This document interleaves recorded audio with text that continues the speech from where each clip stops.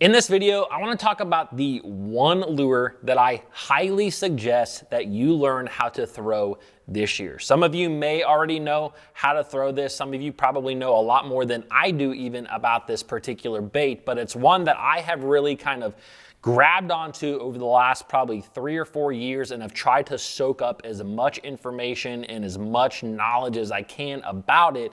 And I think it's really become one of the best fish finding tools that I have. So real quick, before we talk about that bait, guys, I do want to let you know this video is brought to you by my apparel company, Finn Fishing. Right now, you can basically get 2 shirts. You can get one, if you buy 1 shirt, you can get the second for 50% off. It's 2 shirts for around $81. These are USA made sun shirts. They're one of the only ones on the market. It really helps support the channel, so click those links down below. All right, let's talk about the bait that I think you should throw. And I'm holding them right here on my lap, gonna try to pick them up without hooking myself. And that is bigger swim baits. Now, like I said, a lot of you may know a ton about this. You know, I know that there's a lot of anglers that are listening to this that are from Texas or California, you know, areas of the country where bigger swim baits are very, very prolific and they're thrown a lot. But guys, I live in Ohio, okay? So before you think that I'm going to be this big bass, big bait fisherman, I'm not that, right? I don't go out there and catch 10 to 12 to 13 pounders all the time, but I still utilize these bigger than average baits a lot to simply go out there and catch fish. And I think that for the majority of the people in the country, we're not going out there and even having the opportunity to catch an 8 to 10 pounder every single day. Like for a lot of us, a 3 to 6 pounder is a really, really big fish. And here in Ohio, like if you catch a 2.5, 3, 4 pounder, like that's a big fish around here. And I still utilize these baits a lot. And I just want to talk about kind of what I have learned over the last couple of years with these particular baits. Now, the first thing is the most obvious, which is big baits catch big fish. There's 100%, there's no doubt in my mind that that is true because I have thrown these particular baits. This one here is a Mega Bass Mag Draft, and I like this kind of style of bait. There's several out there on the market these days, you know, like the Berkeley Call Shad. It's a very similar bait. It's actually a little bit better running bait than the Mag Draft. I just happen to have the Mag Draft laying out. This particular bait is the Spro version of the KGB Chad Shad. I'll link these baits down below in the description if you're interested, but these 2 baits in particular that I'm holding are the ones that I have really thrown a ton over the last couple of years.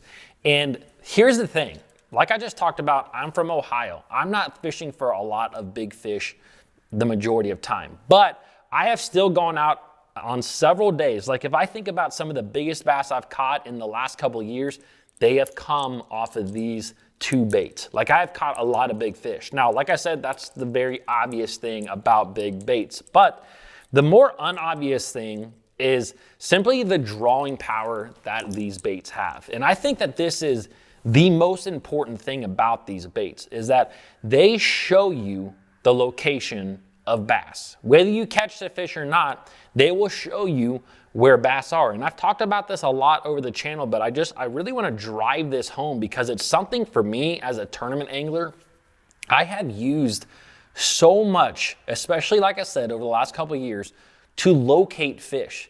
So a lot of times when I get to a newer body of water, I'm just going to throw this bait around in a lot of areas where I think there is the potential for a lot of fish to be.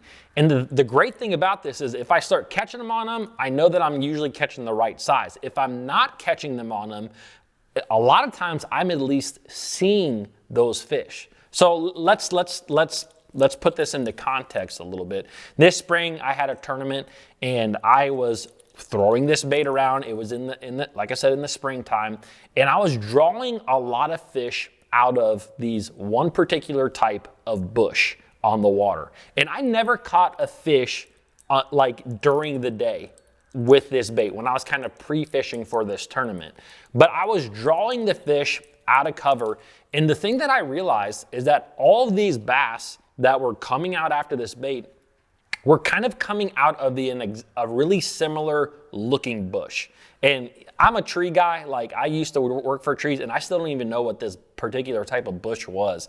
And they were all these fish were coming out of these bushes.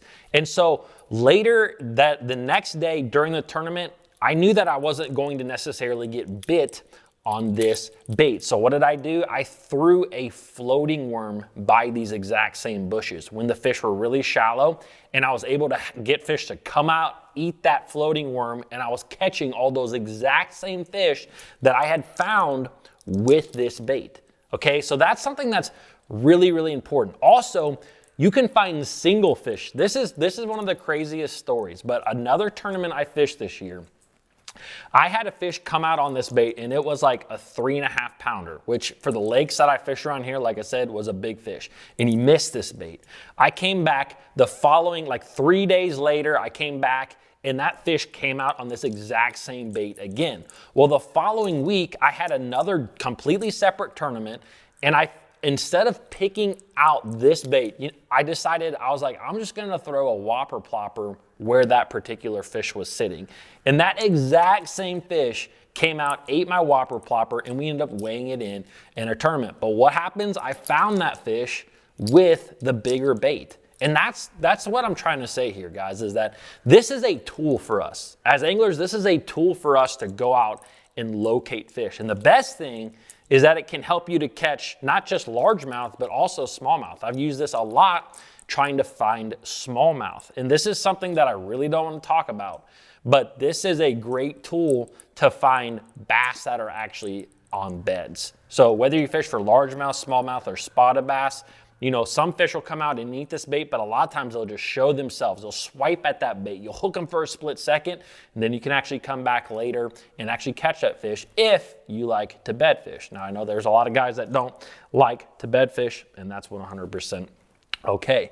Now, the other thing, I want to talk a little bit about the mag draft here, right here, because to me, if you have not fished a lot of big baits in your life, maybe you're just getting into bass fishing, or maybe you've even been fishing for a long time, but you just haven't got into a lot of big baits, the mag draft is going to be a bait that I suggest. And the reason being is that, to me, this gets pretty much as many bites as like a chatterbait.